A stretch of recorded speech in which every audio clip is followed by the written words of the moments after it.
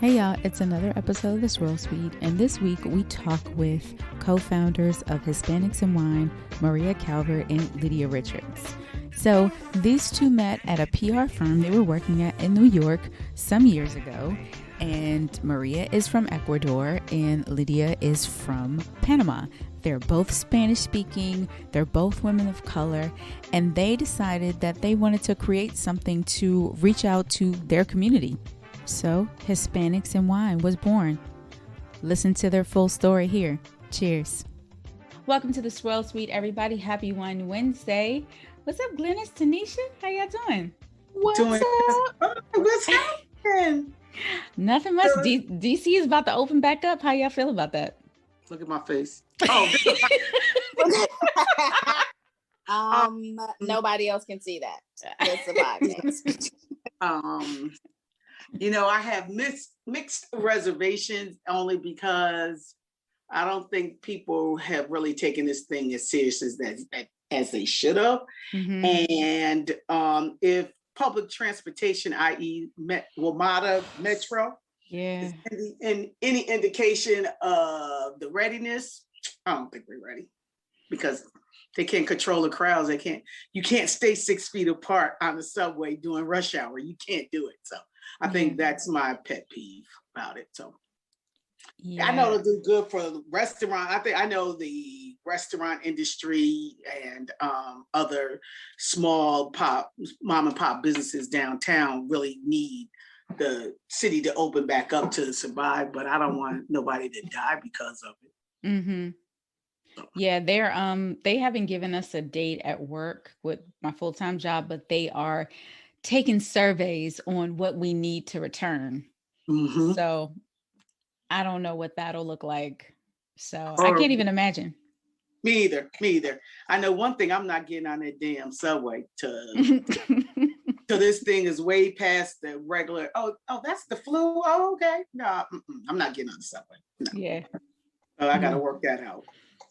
Yeah, no, I feel you. Tanisha, how is it in Paris? Has anything changed since the last time we talked with you? No, we should like nothing. We're still masked up. Maybe the terraces, so maybe outdoor dining will open on the 19th. Fingers crossed. We are preparing for that. I'm going out in my finest linen and sequins because it will be my first time out in forever. So I'm going extra fancy. So could you explain the linens and sequins to everybody? Oh, just fancy. I'm going super fancy. Oh, okay. I thought you already had your outfit and it had linen and sequins. I just wanted to, see how that was working. Girl, I'm gonna have it on the gram. I'm gonna do a whole reel. You'll know. It'll be music in the background. It'll be a whole situation. But we're already making reservations for places. We don't even know if they're gonna open for real. We're ready. I wish we haven't been out since October? Yay. Oh, wow.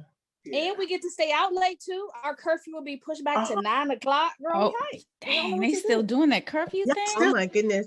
It's like prom night. It's like prom night.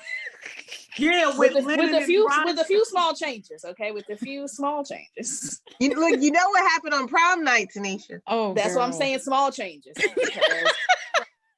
You're right. You're gonna make us rich if all that really happened on prom night. Few small differences. Yes. But yeah, the museums and stuff will be open, so a lot of people are excited about that. And yeah, outdoor dining and non-essential retail. So like the mall. You can go to the mall. Non-essential retail. Wow. Wow. Well, I hope it does open back up in Europe so we can get our travel on. Leslie. Yeah. Listen, I might not be able to be on the show because I'm gonna be out in the streets. I'm not gonna be back home in time. You can take it from the street. Turn your phone with you. Right. You can be the woman about town on the podcast. Right. Maybe. We'll see. We'll see how it goes. Oh my goodness. Leslie, how are you? I'm good. Your tour is still going strong? Still going strong. If you want to get out the house. Yeah. Join a tour, please. I may join one of your tours, Leslie, when I get back from Belize, and I'll do my 55th birthday on this side of the ocean. Oh, that was a little light flex. I mean, when I get back from Belize, maybe I'll have time for Belize? She did. Wow. She tried to throw it in. How you gonna say we need to get back to traveling and you traveling? So there's a big difference. These countries have protocols in place that we do not. Oh. They still masking up, hand sanitizers wherever you go. I was at the gas station, just got back from Jersey. This man out his car, door wide open, no mask, on the phone, touching everything. I was like, yo, dude, COVID's still out there. What you doing? But some of these people are not wearing masks, but you go outside this country, you can tell the Americans and who are not, because they're wearing masks. And we're looking at them like, why you got on mask? Because COVID. That's why they got on masks. So, but it's a small boutique hotel. Only 20 guests, 20 rooms. So yeah, I'm not doing all inclusive or anything like that. I'm not ready for that. And I definitely upgraded. So I only got one person sitting by me. All over me. Well, we know what Glenda's going to do with that $16,000 she getting later on in the show. Okay. We know what's going to happen with that. Okay. Oh my goodness. Don't be spending my money for me. I think you already spent it. No, man. My God. I need a man. But I want to try Mexico. What part? I want to go to Baja, California. You want to go on the other side? On the other side, because I just talked to this guy. Oh, yeah. And this is no. Okay, don't be distracted by that part. I want to go to the vineyards, and that is a great growing region and resort area. Oh wow! In Western Mexico. Okay. Do we gotta? Okay. We have to talk about that in the fall. So that's a good time to go. All right. Because I thought you was talking about Tulum. I was like, well, Mike can do that too. I want to go to some of those eco resorts. Okay. Let me get my mind right. So this is a good time to introduce our special guests. We have Maria and Lydia from Hispanics in Wine. Hi, ladies. Hello. Hi. Thank you so much for having us. So excited to be here. Yeah, you guys are awesome. Please introduce yourselves. Should I start? Okay. So hi, my name is Lydia Richards. So I am a co-founder of Hispanics in Wine alongside Maria Calvert, but I'm also the founder of Vino Concierge, which is a personalized wine tasting experiences and private events company based in New York City. I also have a day job, which pays most of my bills. I work for an importer as a PR manager. And overall have been in the industry for about 6 years. And I'm originally from Panama, so ergo the connection with Hispanics in Wine. Parking lot Panama is on the list. Oh, I mean, always happy to give you referrals, recommendations. It's one of my favorite places. Obviously haven't been able to see it for a long time, but soon. That was a really nice introduction, Lydia. I love it. So this is Maria Calvert, also a co-founder of Hispanics in Wine. I'm from Ecuador, South America, but I grew up in New York City and a current resident of Washington, D.C. And outside of Hispanics in Wine, I am a public relations consultant and work with small and large wine brands in doing their integrated communication programs here in the U.S. and internationally, and catering the U.S. market. And I'm very excited to talk with you, ladies. Oh, cool. Wait, I just figured this out. Lydia, you're the Vino Concierge that works with Kristen and Crush. Yes, that's me. Yeah.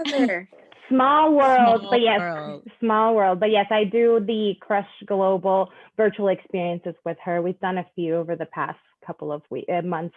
And it's sort of, obviously I'm Latina, but also I'm a Black woman. So kind of going in through that, making sure that we're catering to the African-American consumer and, communicating wine as it should be, fun, exciting, and not this like over the top thing or snobby thing that people thinks that it is, Mm-hmm. Okay. Well, girl, good to meet you. So good to meet you. I mean, you too, Maria. Not. Oh my God. So how did y'all meet? So Lydia and I, because of our professional background that we work in PR, we both met a PR agency in New York City, Colangelo and Partners. We both spearheaded integrated communication programs for these brands. And Lydia's been in the industry for 6 years. I came into the industry 2 years ago. I come from a finance background. And when I came to wine and I started the agency, Lydia and I met and we're like, oh my gosh, we're two Latinas. We both speak Spanish. This is amazing. We can speak Spanish at our job. Oh yeah. It took a while for her to warm up to me, by the way. I just have to say that. Because I came in hot with my Spanish. I'm like, hey. And she's like, I don't know her. Well, I come from a corporate background in finance. It's like very stiff and very like corporate world and, you know, hello and this and that. And Lydia comes in the agency being like, girl, let's be best friends. Let's go drink wine. I was like, oh, okay. It kind of tells you a little bit about the lack of diversity. Yeah. That I'm just going to leave right there. So what brought you guys to the point where you wanted to create something in this industry? How did Hispanics in Wine start? So I think it was sort of going to what Maria was saying, kind of, you know, we all met, we're Latino women, I'm a Black woman, and obviously we're going to all these, Colangelo and Partners, just as a background, is one of the largest communications agencies exclusively for wine. And, you know, with our work, doing events, doing press trips, doing all these amazing things, it was not hard to point out, you know, there was not that many Black people, not that many Latino people, barely women, to be honest. So I remember it was something that we're constantly chatting about. We would have these meetings with clients. We would invite journalists to these awesome experiences. But, you know, there was a lack of diversity there. But I'd say the idea, and it's something that we had been discussing for a while, but it all really stemmed from, you know, COVID and the impact that it had, you know, looking at it in the sense of our communities, the Latino communities, the Black communities, and how disproportionately they were being affected in terms of losing jobs, losing opportunities, and so on. So I think, and you know, I was actually personally very inspired by Julia and what she had done with Black wine professionals. So I think with that, kind of being empowered by somebody like that, and then obviously having this discussion with Maria for such a long time, we kind of just decided to pull the plug and say, you know what, we need to do this. We need to kind of create a community, build a network of people that can, you know, help each other grow and you know, provide better opportunities for each other.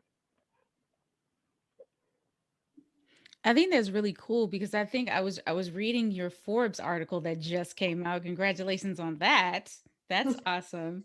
But I was reading how you guys were saying that a lot of Hispanic folks, I mean, they're the backbone of the wine industry. They're the ones taking care of the grapes, growing the grapes, making the wine. I mean, so yeah, no, you're absolutely right. Yeah, and then, you know, kind of reflecting our diaspora, because us as Latinos, we're always kind of put in one box. Oh, you speak Spanish, you know, that's really not the case. There's Black Latinos, there's Asian Latinos, there's a whole world, different cultures, different countries involved into one. So it's almost that, you know, connecting each other as we do culturally, and through a language, but, you know, just making sure that we're highlighting the different diasporas and the different diversity of it all.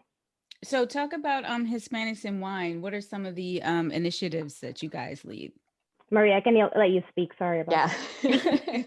No, and just to the point there, you know, with Hispanics in Wine and the pandemic hitting hard the minority groups, one of the reasons why we started Hispanics in Wine was also to provide Spanish language content. And so that comes into our initiatives.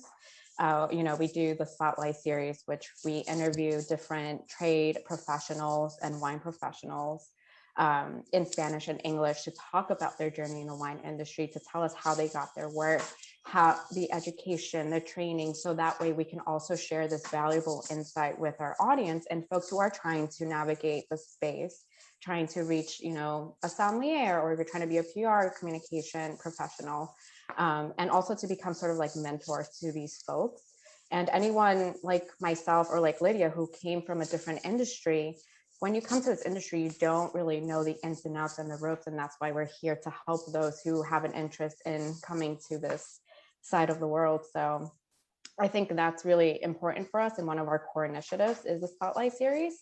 And then also our website, we launched our website in March, and it's supposed to be a centralized digital space to provide all these resources, both in English and Spanish, for those who are looking for information on scholarships, job placements, mentorship. And also we provide a summary of all nonprofit organizations that are providing scholarships as well, and kind of like resources for them that are catering to our Hispanic and Latinx community. Because one thing that we noticed last year, and another reason why we started Hispanics in Wine, was because in Napa Valley, you know, you spoke about the vineyard stewards being the backbone of the industry. You know, any agricultural worker, if it wasn't for them, we wouldn't have our salads, we wouldn't have our vegetables, we wouldn't have our wine. And so last year in Napa, in California, with the fires, they were highly impacted. And you know, in times of emergency, there's all this help, but it's all in English. And a lot of these folks did not have that help because they didn't know how to speak English or read English. And, you know, how can you help this group of individuals who are core to our industry, but you can't cater to them and help them in times of crisis? So, you know, we spoke to a lot of people in California who are doing a lot of great things in helping the communication in Spanish, but with our website, we want to make sure that we're also amplifying and helping in that sense as well. So I think there's a lot of components in terms of our initiatives, and down the line, we also want to do some DI training in terms of brands, because another aspect is targeting the Hispanic consumer in the US. And so also helping brands understand that consumer basis and culturally, and how to market properly. Wow. I think this is a great idea. You know, it's interesting you mentioned talking about as you say, the stewards of the fruit that makes our jobs and our passion able to be fulfilled.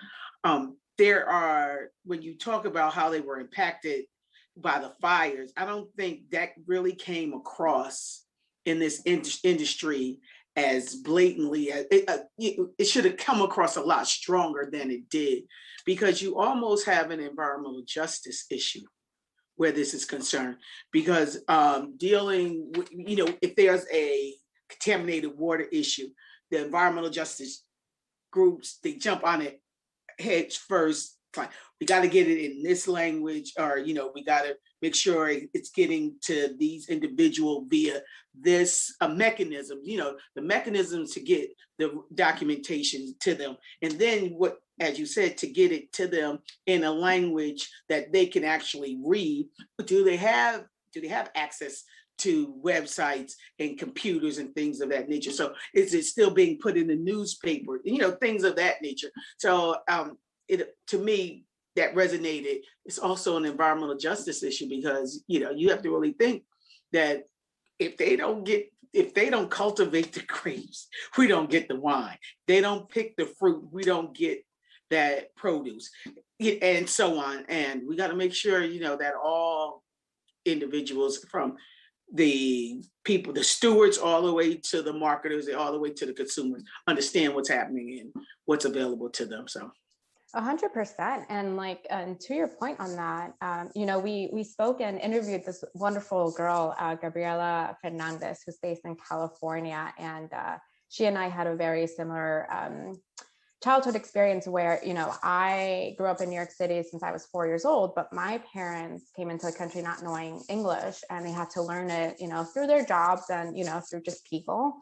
And she has family who works at the vineyards, and during the Napa fire, she's like, there's no content in Spanish. And she had to be the one translating from English to Spanish to her family, being like, this is the emergency, this is the organizations we can reach out to for resources. And she realized, wait, it's not just my parents, not just my family, there's like this whole community. And so she started kind of spearheading word of mouth, like, tell your friends this and that. And, you know, I feel very personally touched by that, because I had to do a lot of translation since I was a little kid for my parents. And so, you know, she's one example of how she took initiative and started a radio segment, because also you have to think that a lot of these folks may not have the technology to reach online resources like a cell phone or a smart cell phone, right? Maybe it's just like a flip phone because they don't use that technology. And so she took the initiative to go on the radio and just do a segment in Spanish because she's like, you know, maybe they have a radio, they have a car and they're listening, and maybe one person might listen to this, but at least I helped one person. So the fact that a lot of people are doing that on their own is pretty amazing that they're taking the initiative. But we're trying to work with all these different individuals and organizations that are trying to do something, but trying to do something collectively. Because again, just in many cultures, Hispanics and Latinx folks, we base ourselves as a community focused group of folks, and like we work together in community. Like your success is my success. I can help you. Let me see how we can help each other. So it's really important for us. That's right. It's ideal. That's really ideal. Yeah. What's I know people ask us this all the time. What can we do to help y'all? You know, what can we do? I'm playing the little violin on that. How can I support you? Oh, we've and you know what? We will take it. We will take it, because the other way around is, you know, we don't want that. So we appreciate as much help. I think at this point, it's really about building that network of professionals and getting that word out. We have amazing contacts in the Northeast and in Oregon and California, but you know, the larger a community that we build, the better. And you know, the diverse that community is in terms of, you know, culturally speaking, but we're also talking about the different kinds of jobs that are offered within the wine industry. It's just giving visibility, and it's just helping us achieve all the bigger things, like things that we can bring up to the executive level, you know, because that's sort of where the real change is going to happen, you know, and that's something that we kind of are leaning towards. So we're just, you know, trying to make some noise in a good way, in a positive way. Yeah. However we can help, whatever you need us our help with, we're in, because this is awesome. Thank you so much. Yeah. What is everybody drinking? Ooh, okay, so I'm very excited about mine. It's a Patagonian Pinot Noir. So I love Pinot Noir in general, but I think Argentina, in Patagonia, they're making crazy good Pinot Noir. It's like very light, but also very fruity, super high elevation. It's fire. So highly recommend. That's me. I have a Malbec from Argentina. I think it's Latte. I'm not sure. LOTE. 44. Yeah, Lotte. Yeah, Lotte 44. Gorgeous. Very, very yummy, delicious. Where is it from, Leslie? I'm sorry. It's from Argentina. It's Argentine. Okay. Mm-hmm. Well, I guess I didn't follow the rules because I just got off the road from New Jersey, so I grabbed the first thing out of my wine fridge. Yeah, so this is very non-Hispanic. Go figure. Leslie, I'm drinking Stag's Leap Chard. Ooh, okay. I just pulled it right out. A classic. Yeah. Hey, we love it. We'll take it. Maria, what's in your glass? Because I see it looks like a cocktail. I decided on the cocktail route today. I felt a little adventurous for Tuesday. I'm actually having a mango mezcal tequila margarita with tahini ring. Oh my God. That sounds so good. Let me go put my little stuff up. Yum. I usually drink wine like almost every day, but today I was like, Lydia, I'm feeling a little, creative. And my husband, he's a very good cocktail maker. I tell him that he must have been like a bartender in his past life. So he's been experimenting with mezcal and tequila cocktails. So. Oh, it sounds delicious. It really does. We approve. I'm actually drinking Italian. I didn't have anything. I should have ran to Gran Cata. They're not very far, but I'm there every Friday, and most of my wine from there is gone. I'm obsessed with Gran Cata. I worked at Gran Cata for a hot second last year. Did you really? And we're good friends with Julio and Pedro. And he's we the one that introduced me. Yeah, we love those guys. So I am drinking an Italian red. It's Corvina Sangiovese. Molinara. I don't know how to say that last word, but Molinara. You said it perfectly. Gotcha. So this is yeah, it's very good. Very It nice. makes me want pizza. But it's a beautiful wine. Beautiful wine. Yes, indeed. Nice. Tanisha, what you drinking over there besides water? If she not asleep. Girl, the usual water. Oh, you're not asleep. Amen. Oh, you thought you would hear me snoring? You thought that? No, I'm up. I'm up. I'm in my pajamas, but I'm up. Tanisha, you're in Paris, right? Yeah. Yes. Yeah. I lived there for a little while. I loved right before coming to the US. I love Paris. What made you come back here? Well, mostly like I Why? couldn't live. I know I couldn't live in Paris, unfortunately, because I had my American green card, so they had to kick me out sadly. But it's one of the reasons why I fell in love with wine so much, the culture and like how it's so ingrained with everything. Yeah, so very very excited for you, Tanisha. Happy. I love it. Yeah. Where in Paris do you live?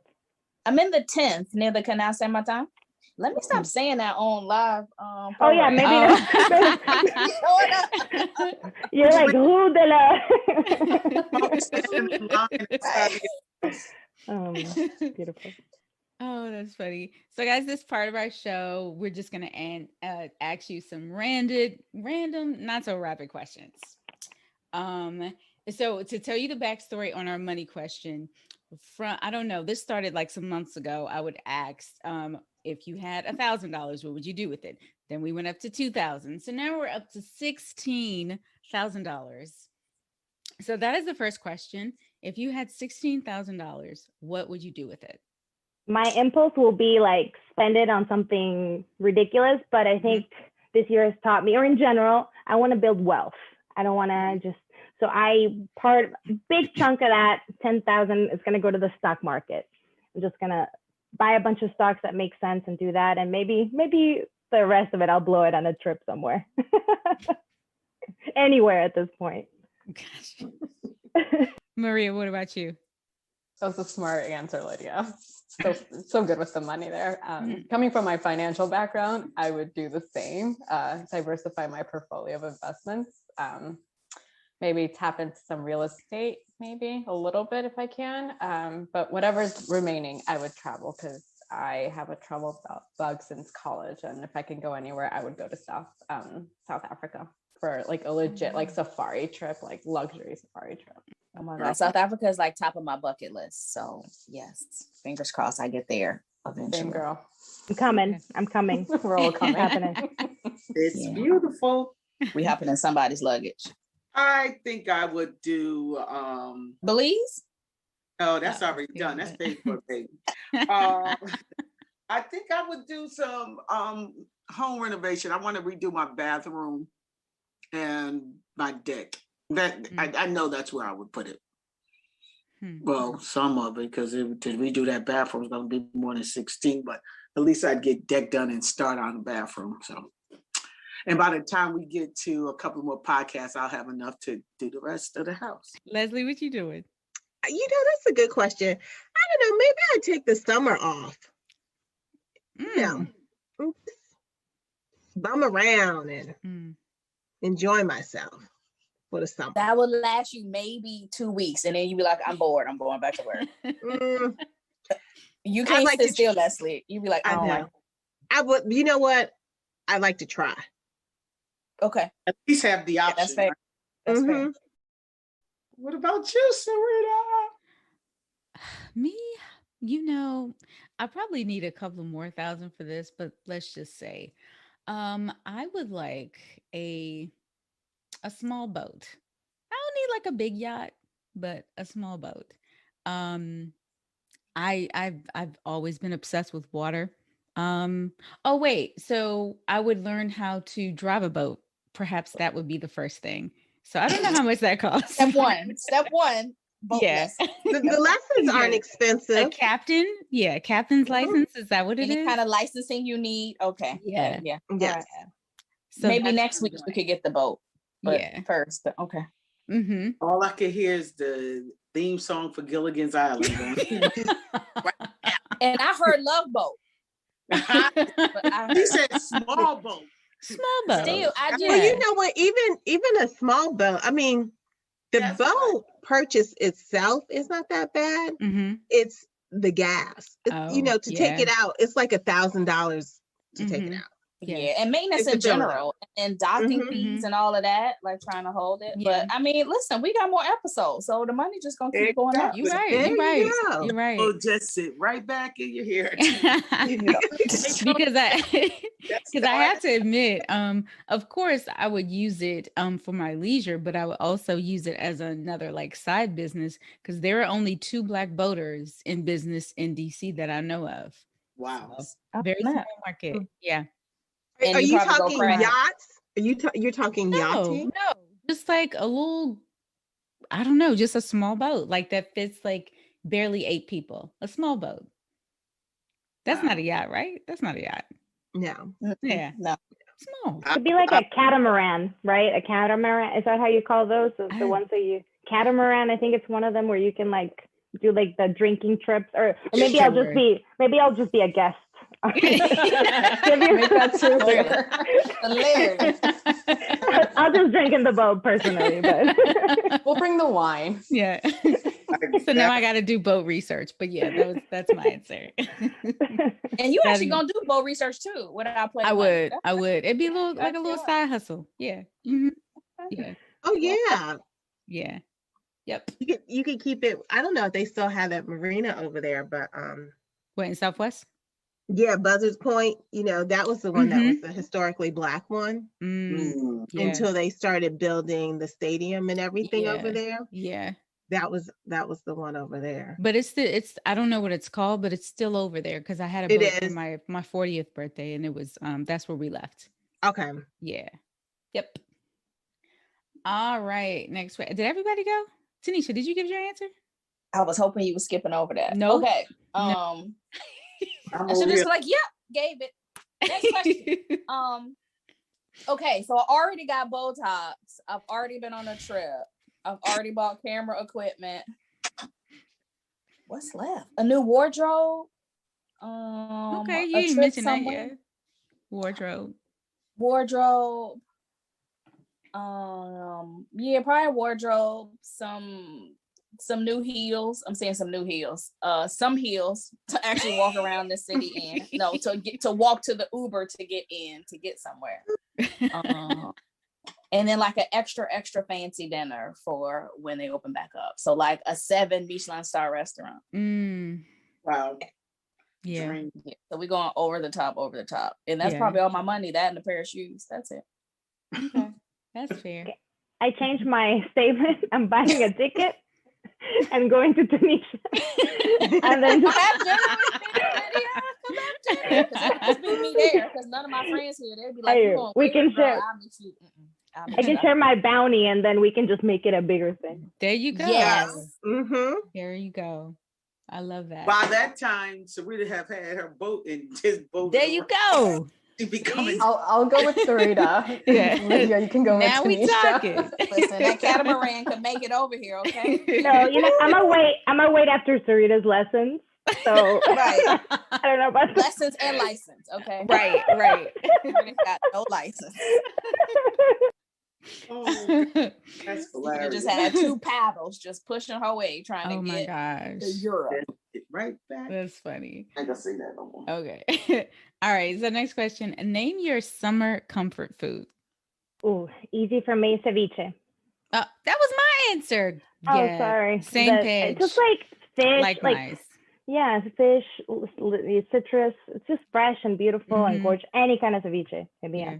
Same. I'm gonna have to go with ceviche is probably my number 1, but my hot second would be a paella, a seafood paella. Yeah. Oh gosh. Yum. Yeah, that sounds so good. That sounds delicious. Mm-hmm. I guess I'm gonna be real black. Watermelon. Oh, that's what I was going to say. Yum. Okay. I look for Mother's Day. I made a watermelon salad. Ooh. Watermelon and mint salad. Oh my God. It was yeah. I can eat watermelon. We just made a watermelon margaritas for my mother-in-law. Yeah. Oh. We ate the fruit and we drank the juice. Yeah.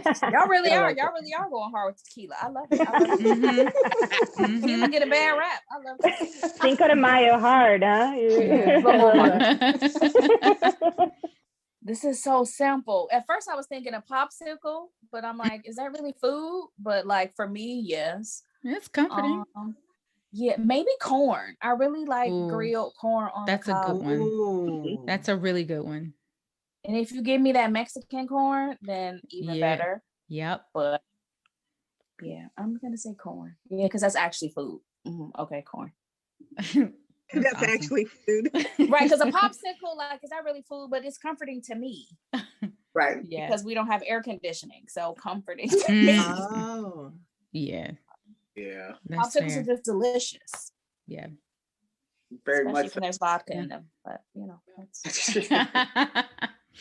All right. What was the last cocktail you drank? Well, Maria, we already know what you drank, child. I can Maria add a new got one this. in there. right. Maria just looked to the left, like, oh, it's right here. Maria got this. I think the last one I had was, I know. It was a mezcal with piña, pineapple with jalapenos. So it's sweet and spicy. Wow. Oh. Did your husband make that one? Yep. You might have to have your husband on the show. Look, he Right? sounds so, that sounds so fancy. You know how on some old TV shows where people used to get dressed up in their house to just lounge around their house and have cocktail hour. It sounds like what they do. I Right. feel like the Mad Men version of it, but let's mix in some cocktails with like good wine. So I'm the wine person and he's the cocktail dude. Awesome. Wow. Well, That's that sounds amazing. like a podcast in and of itself. I love It it. does. Exactly. Yeah. Yeah.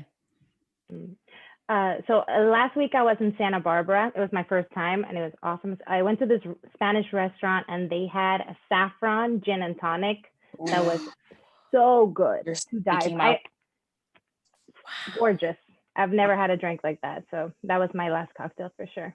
Oh man. Now I have to figure out how to make a saffron gin and tonic. Me too. No, I should have I asked. have saffron, but I wouldn't know what to do with it. You're right. I think yeah, and a little goes a long way, I imagine. Yeah, Like I think Mm-hmm. so.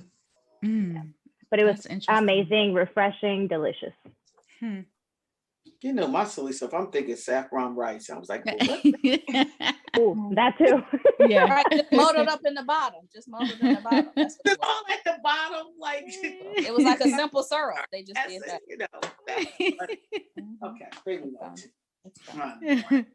I know what it is. Oh my God. I Go ahead. can't even remember the last time I had a cocktail. I think I just Really? I had a margarita yesterday. I can't remember. I know. I couldn't think of the name or the brand of the tequila, but it was a jalapeno tequila, believe it or not. And I made like a Mexican mule. Ooh. Oh, look at Can you. you see? Ooh. Yeah. Jalapeno. Interesting. I see that bottle's empty. That's what I see. Yeah, because hold on, you know what? Just show and tell. Oh, Was Are she you sure you can show infusing it? this? it's empty because Stop when making I Serena make- edit so much. Oh, you made a whole picture. because when I make it right, I made this for a friend. I had her 50th birthday brunch, and I don't drink cocktails that often, but I ain't letting it go to waste. But with tequila, it's that tequila. Are these limes in the bottle? Yes, ginger beer, Oh, wow. and it's like a Mexican mule. It's so good. Oh, That sounds good. Oh my tell God. my husband now. And then I added Leslie, you know what I added? Grandma. Did you have Grandma Ye? I'm like, Grandma, yeah. That would be other piece. Yes, indeed. That's the secret ingredient. That- Not so secret You always ingredient. gotta add that. You always gotta, it gives it that, it just takes the drink over the top. It just, Mhm. instead of using Contro, you just use Grand Marnier. Mm. But so I just had that on Friday. Okay. And you still got a little bit left. So, I go ahead got and pick that up. This has been in here since February. Oh, gee. But you just freeze And it's just mellowing and it's tasting better. Oh God. Mm. Oh God, it's good. I might just pour a little bit in this after I finish this last little elixir in this from this glass. Elixir, girl, bless you. The last cocktail I had was Cinco de Mayo, and I made a margarita, but I was going to use like frozen strawberries, but instead of using that, I used blueberries. And no, I did use strawberries, but I added blueberries, and it took it to the next level. And it came out, it was like a spiked smoothie. Yes. And it was because it was frozen. It came out frozen. The picture's on my Instagram, but it was so pretty, and it was really good. It was really good. Sounds yummy. Sounds good. Yeah, it does. All right, what is your favorite? Healthy. It was heart healthy, right? What is your favorite rice dish? Oh, Rice. I love rice. Any kind of rice. That's me. Me too. Arroz con pollo. So like that's a Latino thing. Like I guess chicken and rice or paella. I guess we're going back to paella. Hell yeah. Yeah. Any of those. Yeah. Oh, jambalaya. Oh, yeah. Coconut rice with like something. Oh, Anything. Right. Like anything. Yeah. Rice and peas. Oh, perfect. Yeah. My Caribbean soul is like, oh, I love that. Leslie, I thought you were going to say boudin. Oh, well, see, I don't consider that a rice dish. I guess it's not. I don't know what you would call that. It's like, it is a rice dressing that is put in there. So it is a rice dressing. But I do love that refrigerator in New Orleans. Stop it. I love boudin. Get you, Glennis. Yes. I love you too, boo. Then you know what my other favorite one is my ghetto fried rice that I make at home. What is your ghetto fried rice? So it's basically whatever leftover Chinese food rice I have left, the white rice. Yeah. And then if I have some sausage and onions and I'll mix that up and throw an egg in there and some rice and some soy sauce. Oh, that sounds bomb. Yeah, that's my ghetto fried rice. Oh, that sounds good. Yeah, that don't sound ghetto at all. That sounds really good. That sounds really good. I love sticky rice. I love anything.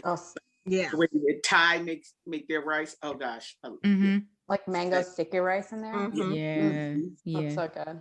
I also like I make this like homemade cilantro, ginger, and garlic with jasmine rice. Yeah. And that's really good. Gosh, love jasmine. I really like I make these like they're like rice cakes. I like Leslie, I have leftover rice from Chinese food, like that white rice.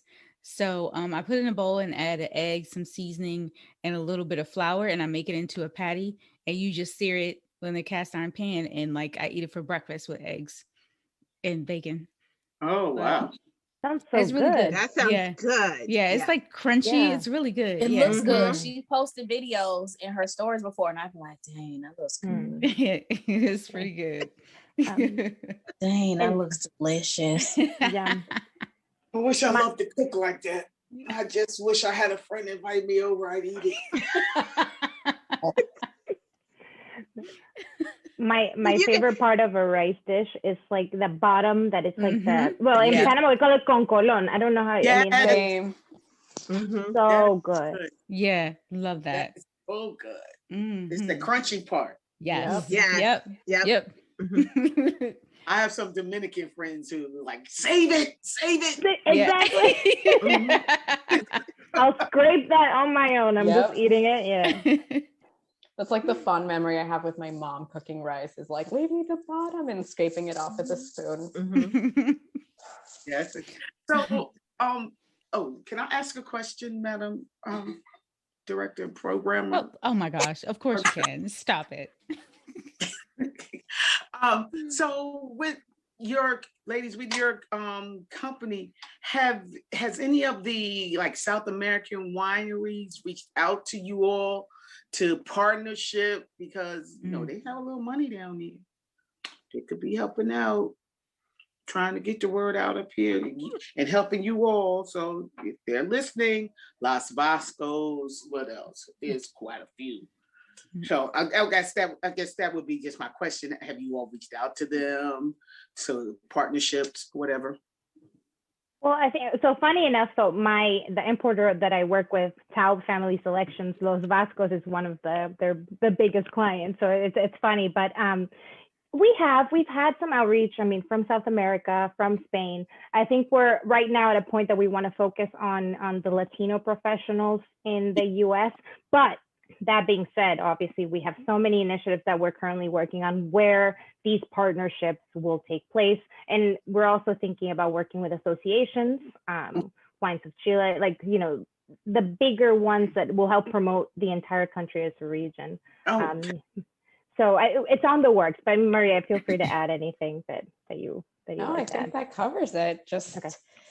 Building a good foundation so we can reach the point where we're working with them and helping them reach the consumer base here in the US, but also helping them build also like materials that speak to different audiences, because there's a lot that comes with like a label and technical sheets when you work in the trade side of things, and it could be in different languages as well. Excellent. Yeah, I think something that we have not realized is just so many opportunities. I mean, everybody just tell us where is this Latinos working in the industry or you know, American people interested. They've never seen an association like ours. So I think there's just so many different ways in which we can contribute, and you know, we're getting there. Our small team growing and kind of getting there, but I think there's a lot of opportunities we haven't even untapped yet. So this is our last question. It's just for Maria and Lydia. Name a song and a bottle that you would celebrate on your next Hispanics in Wine birthday. Okay, I think I want to ball out, and I think I want to do Celos, like a really fancy champagne. Let's say we can afford that. Then we're gonna ball out Celos, $500, $600, and I think I'm feeling Cardi. I don't know. I'm feeling like really? Powerful. So Cardi's gonna be my girl. It's not Bad Bunny, but I think Cardi's my girl. Okay. Up. It's gonna be up. That's a good one. We're going up, and that's it. I love it. For me, it would be for the wine. I've been really deep diving into Chilean wine, and so there's a lot of producers who do Bordeaux blends, like high quality, high level Bordeaux blends. And there's one producer named Viña Vic that have a Bordeaux blend. It's like over $150 a bottle. And they are also known to be one of the renowned vineyards in South America. They have a hospitality estate and it's beautiful. So for me, that's like a very nice bottle that I've been wanting to try for a very long time.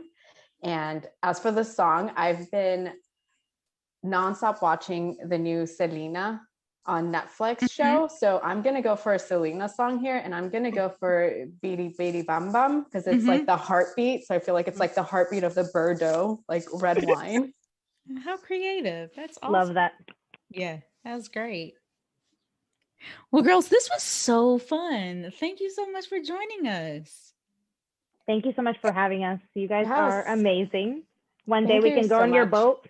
Exactly. Exactly. And a marine to Europe. Yay! Yeah. Or we can fly to Paris.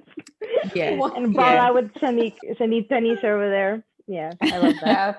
Yeah, thank you so much for having us on this, and obviously having this conversation with you guys and meeting some of you. Yeah. Catching up with Sarita, and it's been such a pleasure, and I love this so much. I love this. So thank you. Before you go, please tell everybody where they can follow Hispanics in Wine and where they can follow you guys.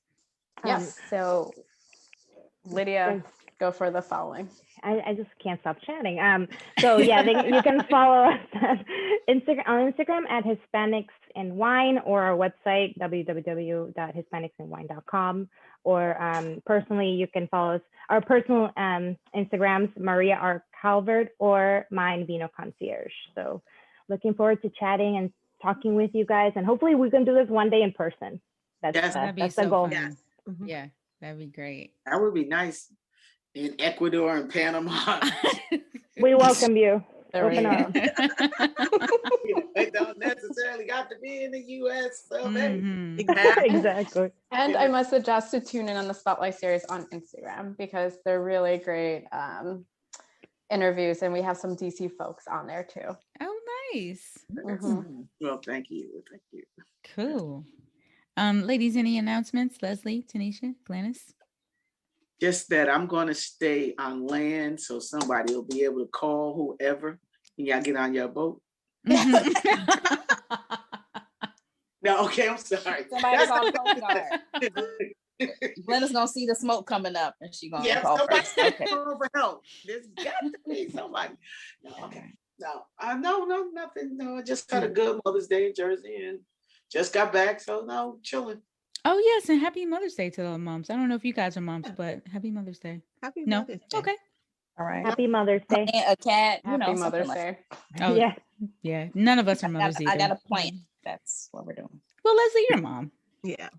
Yes, indeed. But he's a man child, so that doesn't count.